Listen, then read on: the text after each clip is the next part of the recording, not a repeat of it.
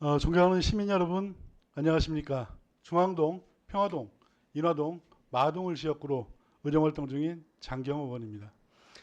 때이른 폭염으로 우리나라는 물론이고 지구촌 곳곳이 시름하고 있으며 기상청의 예보에 따르면 올해는 그 어느 때보다 폭염과 폭우가 극심할 것이라고 합니다.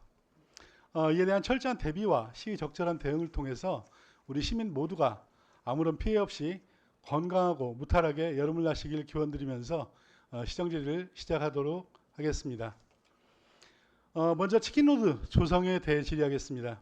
앞서 정영미 의원님께서 질의에서 말씀하신 것처럼 치킨로드 조성과 관련해서 걱정과 우려가 적지 않은 것이 사실입니다. 하지만 중앙동 일원의 구도심과 역세권이 더 이상의 쇠락을 벗어나 활성화되도록 노력하는 것은 행정의 당연한 역할이기 때문에 문화예술의 거리 조성이라든지 치킨로드 같은 사업을 꾸준히 추진할 수밖에 없다는 점은 우리 모두가 어느 정도 감안할 필요가 있다라고 생각을 합니다. 또한 이러한 우려를 불식시키기 위해서 앞선 질의에서 답변하신 것처럼 시장님과 우리 시의 공무원들이 많은 노력을 하고 있다는 점은 본 의원뿐만 아니라 우리 시민들도 잘 알고 있습니다. 이 자리를 빌어 시장님과 관계 공무원 여러분들의 노고에 감사의 인사를 전합니다. 우리 모두의 노력이 담긴 치킨로드의 성공을 위해서 몇 가지 제안을 드리고자 합니다. 가장 먼저 치킨로드 입점 요건의 완화입니다. 치킨로드의 입점을 위한 기본 요건은 대표자 주소가 익산으로 되어 있고 배달 전문점이나 프랜차이즈 매장이 아니어야 합니다. 우리 시 소상공인을 지원하고 구도심 활성화를 위해서 불가피한 점이 있지만 다소 과도한 규제라는 지적도 있습니다.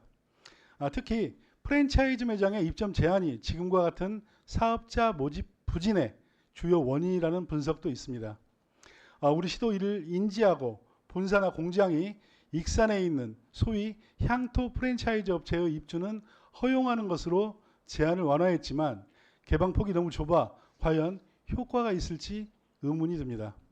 현재 600여 미터의 직선거리 내에 7개의 매장을 입점시켜 지원을 하겠다는 계획을 가지고 있는 것으로 아는데 과연 이 숫자의 매장으로 치킨로드라는 이름에 걸맞을지 우려가 앞섭니다.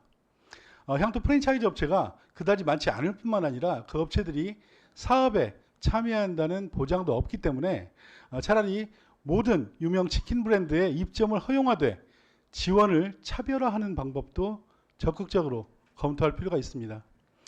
일각에서는 그렇게 모든 프랜차이즈의 입점을 허용한다면 치킨로드의 지역적 특색이 옅어진다는 우려를 하지만 최근 입점을 허용한 향토 프랜차이즈 업체들도 이미 전국 곳곳에 이미 가맹점을 두고 있기 때문에 이러한 지적은 설득력이 떨어진다라고 말씀을 드릴 수 있겠습니다.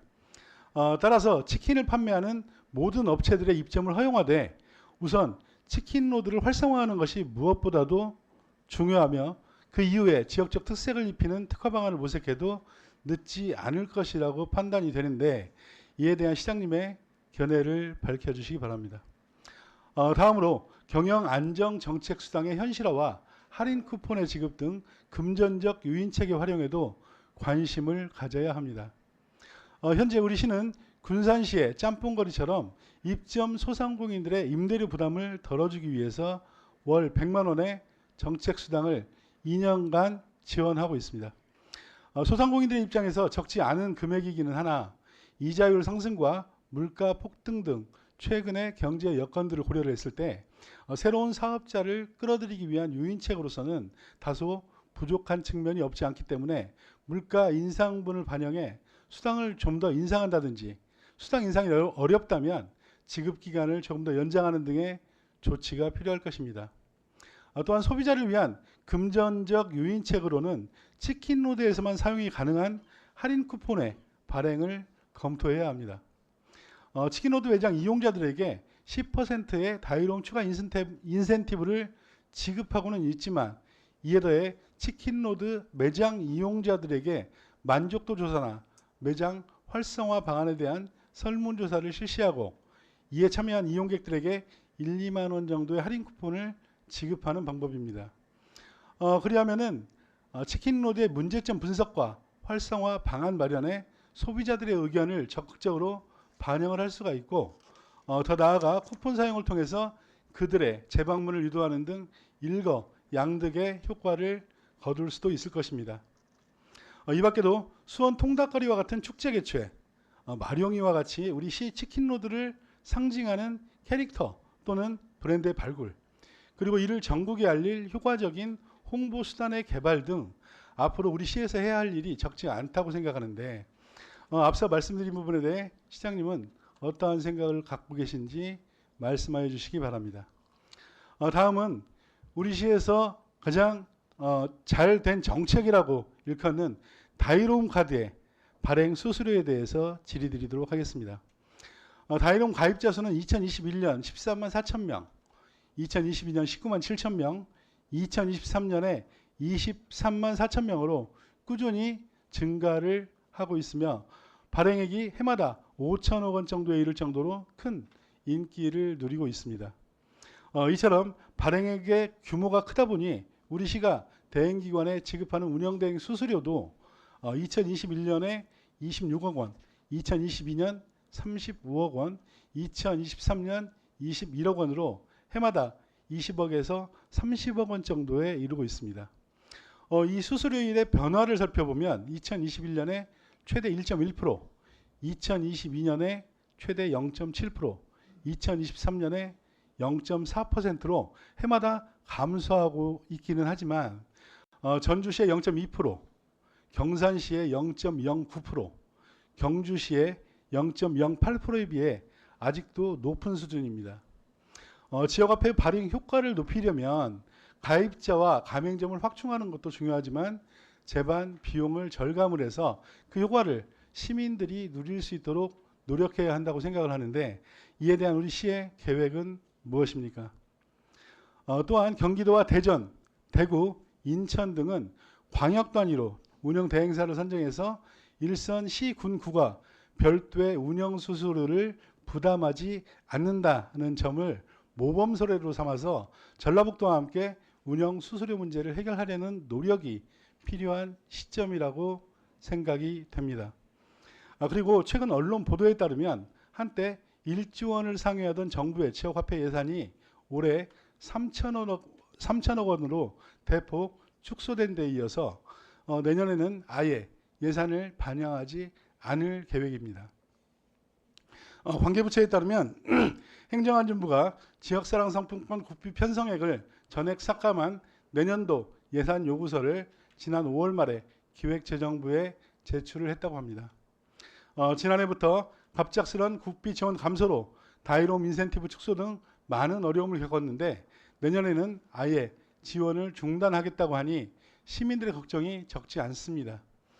정치권에서는 국회 다수당인 민주당이 국회 예산심의과정에서 관련 예산을 살려낼 것이라고 예상하고 있기는 하지만 현 정부의 정책 기조가 수년간 지역화폐 지원 중단을 유지를 해왔기 때문에 최악의 경우도 가정에서 대책을 마련을 해야 할 것으로 판단이 되는데 이에 대해 우리 시는 어떤 준비를 하고 있습니까?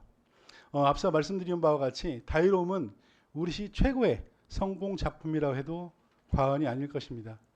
이처럼 소중한 우리 것을 지키고 이를 더욱 발전시키기 위해서는 행정의 부단한 노력이 당연히 수반되어야 할 것이기에 앞으로도 우리 시민들이 다이로움에 더 많은 혜택을 누릴 수 있도록 노력해 주시길 부탁드리면서 다음 질문으로 넘어가겠습니다.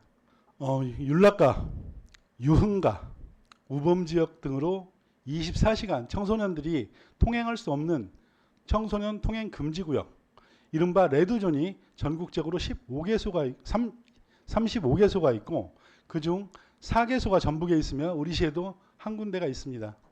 익산역 부근에 여인숙 밀집된 골목이 바로 그곳입니다. 문제는 그곳이 성매매 집결지로서 우리의 미래인 청소년들의 정서에 악영향을 끼칠 뿐만 아니라 우리 시의 대내외적인 이미지를 크게 훼손하고 있다는 점입니다. 더군다나 그곳은 대부분이 여인숙과 여관으로 총 17개의 업소가 구역 내에서 운영 중이며 건축한 지 50여 년이 지난 노후 건물이 대부분이고 골목길 또한 비좁아서 화재의 위험에도 취약해 자칫 큰 사회적 재난이 발생할 수도 있습니다. 또한 그 지역 반경 500m 안에는 주택과 아파트 등 주거지역은 물론이고 초등학교와 유치원도 위치해 있으며 청소년들이 찾아갈 수밖에 없는 교복 문화의 거리, 2021년 문을 연 다문화 전시체험시설인 글로벌 문화관, 정부 지원 사업으로 영업 중인 청년몰, 현재 시에서 추진 중인 치킨로드 등이 근접거리에 있어서 어린이들로부터 청소년, 청년들과 외국인, 관광객들에게 부정적인 영향을 줄 수밖에 없는 환경입니다. 이처럼 구도심 활성화를 위해서 우리 시가 역점적으로 추진하고 있는 사업들이 청소년 통행금지구역 인근에 있어서 더더욱 우려를 키우고 있으며 그 사업들이 제 자리를 잡고 성공적으로 정착하기 위해서는 청소년 통행금지구역의 정비가 시급한 상황입니다. 치킨로드나 글로벌 문화관 등을 찾아온 관광객들이나 우리 청소년들이 청소년 통행금지 구역을 보게 된다면, 그리고 더 나아가서 그들의 호객 행위를 겪게 된다면 우리 시를 어떻게 생각하시겠습니까?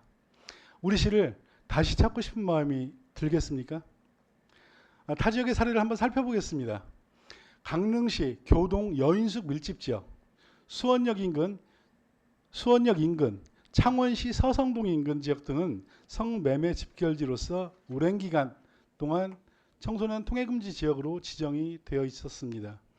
그런데 강릉시는 청소년 통행금지 구역 존치에 따른 지역 이미지 실추와 지역 주민들의 지속적인 민원 제기로 구역 내 시민 통행량, 성매매 게시물 부착 여부, 주야간 여인숙 등 성매매 호객행위 여부 등을 강릉시가 직접 조사를 해서 자체적으로 정비를 한 후 올해 4월 24년 만에 청소년 통행금지 구역 지정을 해제하였습니다. 수원시는 1960년대부터 수원역 인근에 자리 잡아왔던 집창촌에 대한 민원이 끊이지 않자 2019년 수원역 가로정비 추진단을 출범을 시켜서 해당 지역의 소방도로의 개설, 건축물의 철거, 리모델링 공사 등을 추진해서 성매매 업소의 자진, 폐쇄를 이끌어냈습니다. 또한 창원시는 부시장을 중심으로 태스크포스를 구성한 후에 수차례 민관협의회를 개최하고 이를 토대로 해당 지역에 CCTV 설치, 관련 조례 제정, 성매매 건물 철거 등이 차례로 이루어져서 현재는 문화공원으로 탈바꿈되었습니다. 시장님, 이 세 도시의 공통점이 무엇인지 아시겠습니까? 바로 시의 적극적인 행정 개입에 있다는 것입니다. 시의 적극적인 행정 개입을 바탕으로 시민들의 관심과 참여를 이끌어낸 결과 성매매 집결지의 해체와 청소년 통행금지구역의 해제라는 성과를 거둘 수 있었던 것입니다. 이들 도시뿐만 아니라 전국의 많은 지자체들이 도시 재정비, 상권의 변동, 주변 도심 환경 및 여건의 변화, 이미지 실추 등으로 청소년 통행금지구역이 있는 성매매 업소의 철거와 통행금지구역 해제를 지금도 진행하고 있습니다. 이제는 우리 시도 이들처럼 창인동 청소년 통행금지구역에 대한 정비를 서둘러 진행해야 할 시점이라고 생각을 하는데, 이에 대해 우리 시는 어떠한 계획을 준비하고 있는지 답변을 부탁드립니다. 다음으로 홀로그램 산업에 대해 몇 가지 질의를 드리도록 하겠습니다.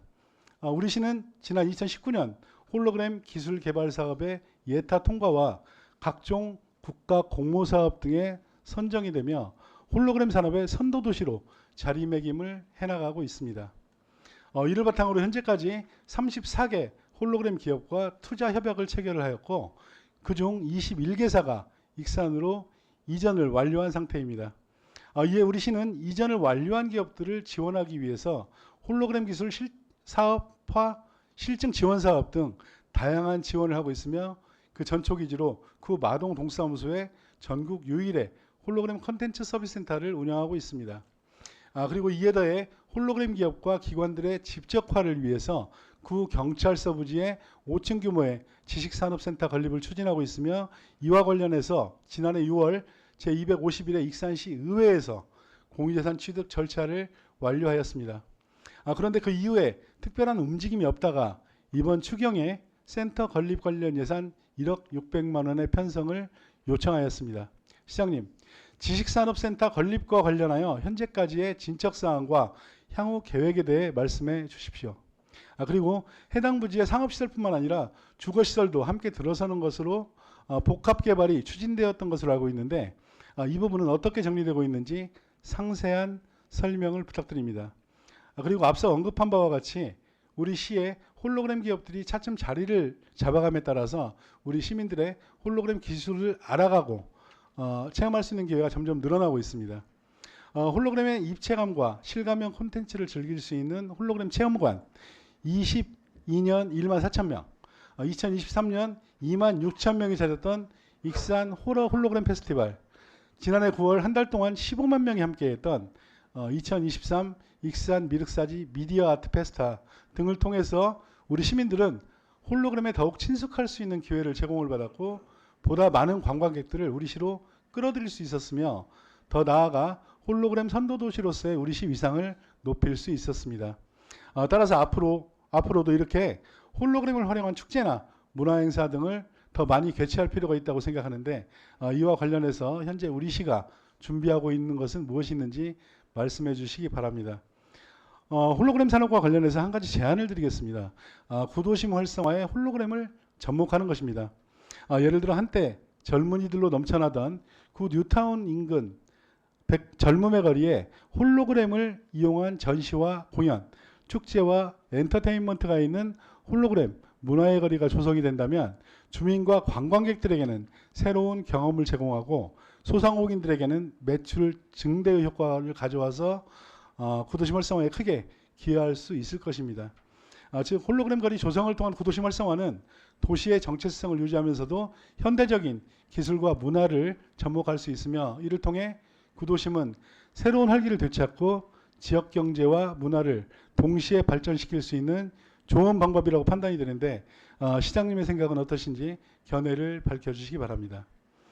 끝으로 한 가지만 더 질의를 드리도록 하겠습니다. 지난 4월에 한 자립준비 청년이 마지막으로 스스로 생을 마감했습니다. 아동복지시설에서 퇴소한 후에 홀로서기를 준비하던 청년은 구김살 없이 밝은 사람이었지만 취업난과 경제적 어려움, 사회적 소외 등으로 인해서 극단적인 선택을 하게 되었습니다.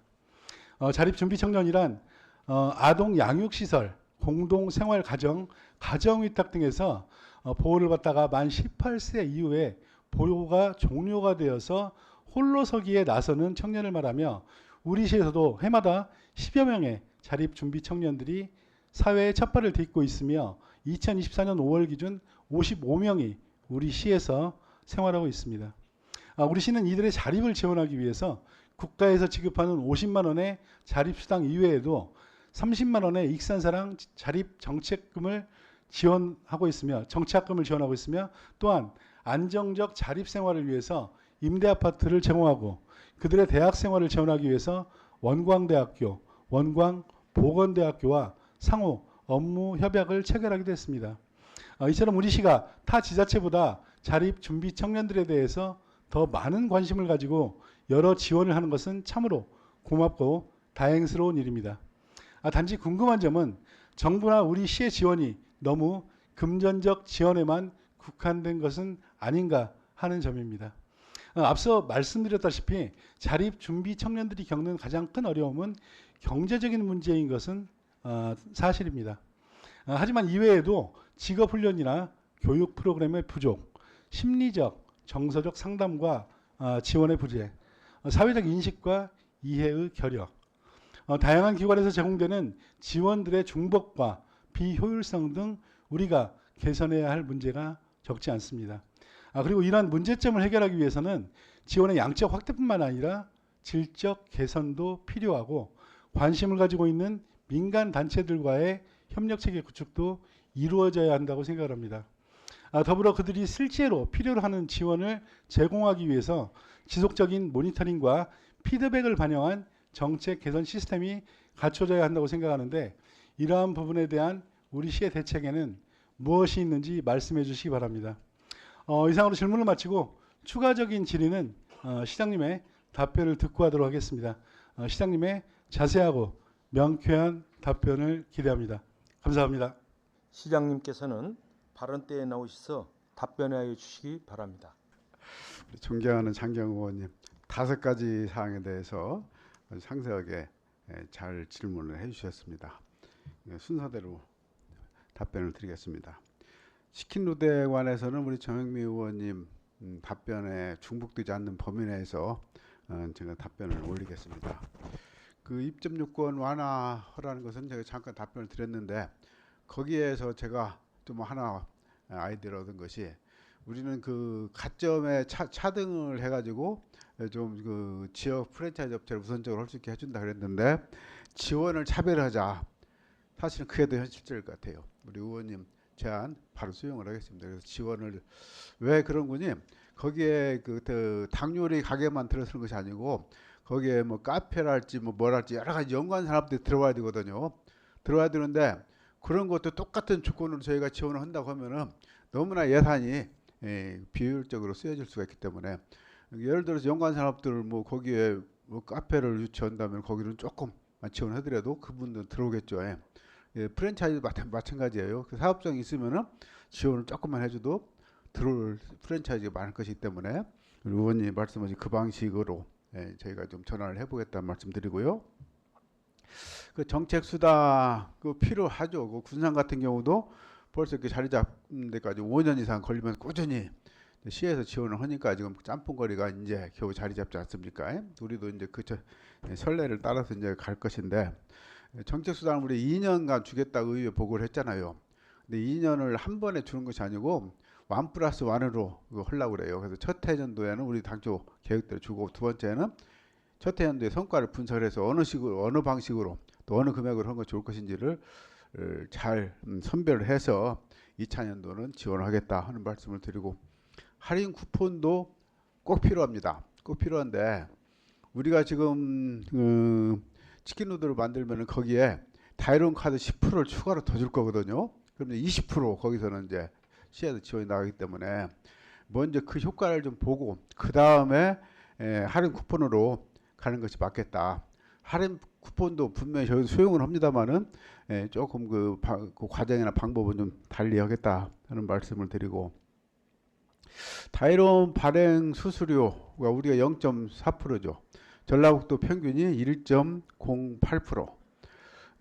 저희는 그 2020년도에 시작하면서 1.2%인가요? 거기서 시작해가지고 꾸준히 좀 낮춰가지고 0.4%가 됐습니다.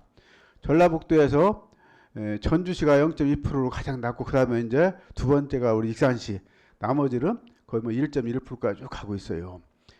근데 유일하게 저희보다 할인율이 낮은 데는 전주인데 그것도 들여다 보면은 전주는 어떻게 했는군이 전북은행이라는 한 은행에다가 거기다가 몰빵을 줬어요. 그러니까 모든 시민들은 전북은행 카드를 쓸 수밖에 없죠. 그럼 카드 수수료를 그 사람들 운영비로 대체했기 때문에 2%로 이제 낮추는 것이 가능했다. 예를 들어 경주나 경산 같은 사례 얘기했잖아요. 거기는 뭐 1%도 안 되잖아요. 왜 그런 거니? 거기는 다 선불카드 방식이거든요. 선불카드 발행비를 다 시에서 지출하니까 거기에 발행 수수료가 필요가 없는 거예요. 그래갖고 0.0 몇 프로 정도만 겨우 이제 최소한도 비용만 그 운영비를 쓰는데 이제 방식에 여러 가지 그 다양한 방식이 있지만은 저희는 우리 이용자들의 편을 위해서 카드 발행 기관을 4군데로 확대했지 않습니까? 예를 들어서 농촌에 계신 분 우리 어르신들 전북은행 거 쓰라고 하면은 시내 나와서 카드 발급해야 되고 어렵잖아요. 농촌에 농협이 지역마다 곳곳이 다 있지 않습니까? 또 신협도 이번에 새로 추가했잖아요.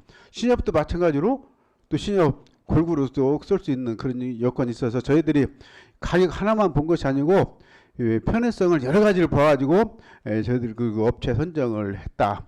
그러니까 주민 편의성하고 수수료하고 그것을 감안을 한다면은 지금이 그렇게 나쁜 방식은 아니다 생각을 하는데 그럼에도 불구하고 더 낮출 수 있으면 낮춰야죠. 그래서 저희들이 연구를 해보니까 지금 카드 수수료를 주는 방식이 펀뱅크 방식이라고 해서 각자 우리들 4개 은행한테 직접 수수료를 주는 방식을 하고 있는데 그것을 금융결제원을 통해서 오픈뱅크 방식으로 하면은 한 달에 1,500만 원 정도 절감 요인이 생긴대요. 그래서 다음번에 계약할 때는 저희들이 그런 것들을 찾아내가지고 파고들어서 최대한 더 낮추겠다. 그렇지만 방식은 현재 방식이 저희는 적합하다고 생각을 한다. 이렇게 말씀을 드리겠습니다. 그리고 이제 광역 단위로 인천이나 대구 같은 데는 광역 단위로 하니까 거의 수수료를 거의 안 받아요 거기는. 근데 왜 그런 거예요? 너무나 그 회원수가 많으니까 카드 회사에서 수수료를 안 받아도 충분히 자기들은 타산이 생기는 거예요. 그렇지만은 우리 이제 기초는 그것이 안 되기 때문에 수수료를 낼 수밖에 없는데, 전라북도도 도 단위로 하면은 그 수수료를 안 낼 수도 있다 생각을 하는데, 근데 전라북도에서 하면은 각 시마다 필요한 특수성, 우리 정책을 반영을 할 수가 없겠죠. 장점, 단점도 있습니다만은 일단 도하고 협의를 해보겠습니다. 근데 아마 도가 적극적으로 하려고 하지는 않을 것 같은데, 이런 좋은 방법이 있는데 한번 했으면 해보겠느냐 생각을 하고, 또 도에서 한다고 하더라도 거기에 참여하는 시군이 있고 또 반대하는 시군도 있을 거예요. 쉬운 문제는 아니지만은 수수료 인하 측면에서는 저희들이 한번 논의를 해보겠습니다. 그리고 이제 정부 예산 또 내년도에 이번 뭐 기재부 예산이 다 깎인 걸로 올라갔다는데 어떻게 할 거냐. 작년도 똑같은 상황이죠. 근데 우리는 처음에 시작할 때 정부 예산 비율이 30%에서 꾸준히 낮춰가지고 6%밖에 안 돼요 지금은. 정부 예산 없어도 얼마든지 운영할 수 있는 이제 저희들이 수준이 돼 있다. 그렇지만은 정부 예산을 좀이라도 받을 수 있으면 받는 것이 좋겠죠. 만약에 정부 예산이 폐지가 된다면은 도의 도 부담분을 저희들이 좀 올리도록 해서 도에서 도움을 받고 자체적으로 해결하면은 존폐에는 큰 영향이 없을 것이다. 정부 예산이 만약에 100% 삭감된다 하더라도 저희 다이롬 정책은 계속 간다 하는 말씀을 정확히 여기서 말씀을 올리겠습니다. 그 청소년 통행금지구역 우리 의원님들이 2018년도죠. 18년도에 조례를 정해주셔가지고 정말 감사하게 생각을 합니다. 그래서 지금 거기에 이제 출입금지 팻말도 붙이고 CCTV도 설치를 하고 또 주기적으로 거기 순찰도 하고 이제 많이 좋아졌어요. 옛날에는 거의 그런 것이 없었지 않습니까? 그래서 우리 의원님들 덕분에 잘 진행이 되고 있는데, 문제는 우리 장경 의원님 말씀대로 근본적으로 해결해야 될 거예요. 근본적으로. 근데 사실은 그게 우리가 이전을 하고 그 단속을 강화하거나 해서 폐업을 시키고 이전을 유도하고 싶어도 그분들은 생계잖아요. 생계. 오직 오면 그분들이 그렇게 해서 먹고 살겠습니까? 그래서 그것은 더 이상 안 되는 것이고, 문제는 재개발 방식밖에 없다. 다른 도시도 좀 예를 들으신 것이 거의 재개발 방식인데, 우리가 일전에 말씀드렸듯이 익산시에 아파트가 너무나 많다. 이제 의원님들 문제 제기해서 제 답변할 때 그것이 아니다. 우리는 적정한 양을 산정해서 총량제로 관리를 하고 있다. 2만 9천 세대가 우리는 익산시에 적합한 규모라고 판단을 했다. 그랬잖아요. 그래서 거기에 이제 2만 2천 세대까지는 이미 지금 나갔어요. 허가가 다 사업 승인 허가가. 나머지 7천 세대 공급을 하는데, 앞으로 7천 세대는 지금 용역을 하고 있는 도시 주거환경 정비 기본계획, 여기에 반영이 된 지역만 이제 아파트를 질 수 있게 이제 저희들이 제안을 할 겁니다. 그러니까 쉽게 말하면 앞으로는 주거 환경이 오래돼서 거기 도저히 사람이 살기 어렵다 하는 그런 지역만 골라서 거기에다가 재개발 방식으로 아파트를 짓도록 하겠다 하는 것이 이 용역의 기본이거든요. 용역이 다 끝나서 이제 도에 이제 최종 승인만 남아 있습니다. 이 승인이 나면은 앞으로는 이 계획에 포함되지 않은 지역은 이제 아파트 건설을 못 합니다. 못 하는데, 그 지구에 우리 지금 말씀하신 성매매 우리 지역이 포함이 되어 있습니다. 누구든지 이제 사업을 하시고자 하는 사업자만 나서면은 거기에다가 아파트를 짓고 다시 전면 새로운 도시를 조성할 수 있게 된다. 그런 방책을 저희들이 연구하고 있다는 말씀을 드리고요. 그다음에 홀로그램 사업, 우리 익산이 대한민국 홀로그램 사업의 메카를 지향하면서 지금 열심히 나가고 있죠. 물론 이제 초기에는 다들 어렵습니다. 선구자는 항상 길어온 거 어렵다고 그러잖아요. 저희들이 이제 누구도 가지 않은 길을 가기 때문에 어렵지만은 그래도 벌써 업체가 익산에 21개 업체가 들어왔어요. 많은 업체들이. 그리고 홀로그램 하면 이제 익산으로 당연히 가야 된다 하는 인식이 업계에 딱 퍼져 있고, 그래서 이것을 이제 산업화하고 이렇게 활성화하려면은 앞으로 가야 될 길은 멀다. 그래서 저희들이 중앙동의 지식산업센터를 중심으로 해서 홀로그램 산업 집적화를 시키겠다 이렇게 한 건데, 이 중앙동에 그것을 하게 된 계기가 뭔군이 기억은 나시겠습니다만은, 전에 우리가 형사를 치면서 여기에 우리 구 청사한 게 구 건물 개발 이익을 통해서 청사를 짓겠다 해가지고 그 대상으로 지목한 데가 지금 구 경찰서 부지거든요. 거기에다가 아파트를 쳐서 그 분양 이익으로 이거 충당하겠다 그랬는데 제가 KDI에 그 용역을 해보니까 그때 어디서 저희가 브레이크 걸렸습니까? 거기에 재무적 타당성, 지금 수익성 그 당시에는 충분했어요. 1.08인가? 그러니까 나온 수익성 됐는데 공공성이 떨어진다. 그렇게 해가지고 그때 저희들이 통과를 못했습니다. 그래서 공공성을 보충하기 위해서 한 것이 바로 지식산업센터 거기에 유치하는 것이었습니다. 그래서 이제 지식산업센터를 넣어서 하니까 이제 공공성은 충족을 주는데 그 사이에 주택시장에 변동이 생겨가지고 재무적 타당성이 또 떨어지는 거예요, 이게. 그래가지고 용역을 지금 하고 있는 중에 최종 결론 난 건 아닙니다만은 이것은 상황이 보통 상황이 아니니까 시의회에 한번 보고를 해보자 해서 지난 4월 달에 우리 산업건설위원회에다 저희가 보고를 한번 드린 적이 있습니다. 근데 이제 많은 분들이 말씀을 해 주시기를 지금 이런 그 주택시장이 안 좋은 상황에서 강행해서 무리하는 것보다도 그것을 다른 더 좋은 용도를 찾았으면 좋겠다. 이런 말씀을 좀 해 주셨어요. 그래서 그것을 감안해서 저희들 계획을 빨리 정립을 하겠다. 지식산업센터는 어쨌든 그때 계속 쳐야 되는 거고 이미 뭐 여기서 그 공유재산 관리 계획 변경까지 승인 다 주시지 않았습니까? 그건 계획대로 하되 거기다 아파트를 칠 것인지 말 것인지에 대해서는 추후 더 심도 있게 검토를 해보고 또 변동사항이 있으면은 우리 의원님들께 상을 올리도록 이렇게 하겠습니다. 그다음에 홀로그램 사업을 위해서 지금 우리들이 이제 많은 활용하고 있는 그런 그 사업들을 하고 있죠. 지금 대표적인 것이 홀로그램 페스티벌인데 우리 장경 의원님 말씀 잘해 주셨어요. 이건 전국적으로 젊은 사람들이 때 되면은 인터넷으로 예약을 하고 다 찾아옵니다. 이것은 우리 지역 사람보다도 유지해서 오는 사람들이 훨씬 많아요. 그만큼 이제 전국적 유명세를 타고 있고, 그다음에 문화유산 금년에 야행 때도 홀로그램 코너 보셨죠? 거기에 많은 사람들이 성황을 이뤘죠. 그만큼 홀로그램에 관심을 많이 가지고 있고, 또 역전에 홀로그램 체험관, 그것도 어린이날 운영해 보니까 정말 북적북적할 정도로 한 2,000명 정도 날 체험을 한 걸로 이렇게 통계가 되어 있는데 그 정도로 좀 그 어린 청소년들한테도 관심이 많이 가 있다. 그리고 이제 금년 9월에 또 도에서는 전북 과학 축전, 또 우리 시에서 그 10월달 해름 국가 축제에도 홀로그램 코너를 또 별도로 만들어서 운영을 할 것입니다. 그리고 우리 청년시청 지하에 보면 홀로그램 쇼룸 만들어 놨죠. 근데 거기에 젊은이들이 게임 겸해서 많이들 지금 찾고 있고, 또 청년몰 지하에도 홀로그램 갤러리 지금 조성을 하고 있습니다. 시내 곳곳에 어쨌든 홀로그램의 그 우리 흔적을 남기기 위해서 저희들이 많은 노력을 하고 있다는 말씀드리고, 어쨌든 홀로그램 도시이기 때문에 홀로그램 도시답게 익산을 재설계를 하겠다는 말씀을 드리면서, 우리 의원님이 지금 뉴타운 백화점 자리에다가 홀로그램 상영관, 공연관 만들자고 했는데 그것도 좋은 생각이고, 최근에 또 우리 그 이준석 의원님께서 지난번에 제안을 해주셨죠. 제안을 해주신 디지털 거기 디지털 노마드를 하자고 그랬잖아요. 근데 그 당시에는 저희가 뭐 충분히 이해는 못했습니다만은 그 관계관들 우리 시청 공무원들하고 좀 그 모의 협의를 해서 그 계속 한번 추진을 해보려고 그럽니다.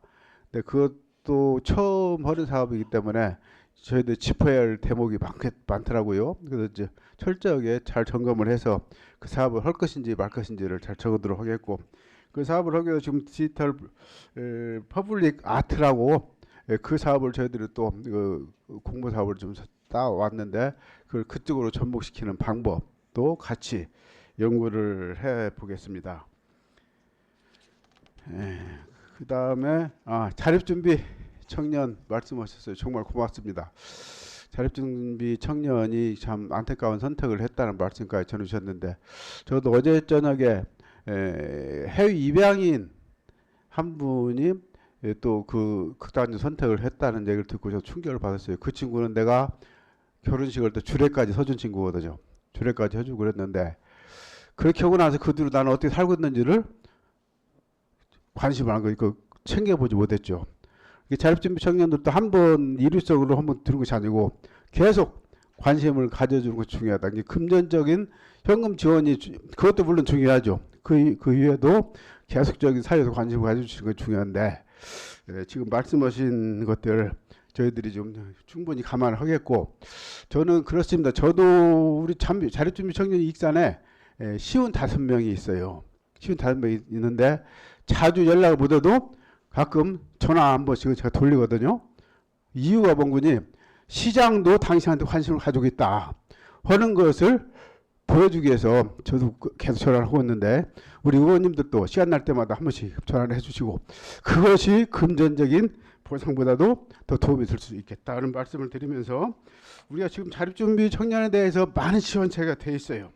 많은 지원체가 돼 있는데 그럼에도 불구하고 이게 충분할 수가 없는 것이 우리 자녀를 키워보지만은 부모들이 거의 모든 것을 전적으로 다 해줘도 자녀들을 올바로 선도하기 어렵잖아요. 근데 거기는 우리 정부에서 지원해주는 거 이외에 나머지는 다 빈 공간이잖아요. 거꾸로. 그래서 자립준비 청년한테는 더 많은 관심이 필요하다. 그런 말씀을 드리고 우리도 좀 시에서 또 우리 아동보호 전담요원 5명 있지 않습니까? 그래서 계속 사후 관리를 하고 있습니다. 법적으로는 이제 5년 동안 저희도 관리하도록 돼 있는데 계속 관리를 해서 좀 전에 얘기했듯이 극단적인 선택까지 가지 않도록 저희들이 계속 세심한 배려를 하겠다 그런 말씀을 드립니다. 네, 이만 마치겠습니다. 장경호 의원님 보충질의 있습니까? 네, 나오셔서 보충질의 하여 주시기 바랍니다. 네, 시장님 답변 말씀 잘 들었습니다. 치킨로드 조성을 위해서 본원이 이제 제안을 몇 가지를 드렸는데 좀 전에 시장님께서 말씀하셨듯이 그 많은 분들에게 알려진 그 유명 그 치킨 프랜차이즈 전문점들을 차등 그러니까 지원금을 차별화해서 입점을 시키겠다라는 내용을 말씀을 해주셔서 일단 감사를 드립니다. 그리고 이제 할인 쿠폰 말씀도 좀 해주셨는데 이제 이게 그 기존의 다이롬 카드라든지 이런 것들을 통해서 지원을 하는데 할인 쿠폰 발행에 대해서 또 중복 지급에 대한 우려가 있으신 것 같아요. 근데 아까도 말씀드렸지만 할인 쿠폰 같은 경우는 저는 이벤트를 통해서 한 1만 원이나 2만 원 정도 이렇게 이벤트성으로 지급을 하는 거를 제안을 드리는 거라 이것도 바로 실행을 해주셔도 괜찮지 않을까라는 생각을 합니다. 그리고 이제 다이롬 카드 발행 수수료 관련해서 이제 좀 전에 말씀을 해주셨는데 우리는 카드사를 이제 지금 4군데를 선정을 해가지고 진행을 하고 있는 것으로 알고 있는데요. 시장님께서 설명을 하셨듯이 이게 이제 카드사가 여러 군데이고 하다 보니까 편의성도 확대가 된다라는 말씀을 해주셨는데 그리고 이제 특례 보증금을 출연을 받는데도 유리하고 그 다음에 그 홍보비 제공 등 카드사와 연계할 수 있는 사업들이 다양해진다라는 것들은 본원도 잘 알고 있습니다. 근데 이로 인해서 타 지자체보다 이제 수수료가 좀 높아지는 부분들은 아무튼 우리 시가 고민을 좀 해야 될 부분이다라는 말씀을 드리고요. 전라북도하고 한번 협의를 좀 해보신다고 하셨으니까 협의를 한번 해보셔서 수수료가 없이도 진행이 가능하다라는 부분들은 아마 시장님께서 염두에 두셨으면 좋겠다라는 생각을 합니다. 그리고 그 창인동 청소년 금지구역의 경우에서 보면은 아까 이제 단속이라든지 이런 부분들은 시에는 권한이 없지 않습니까?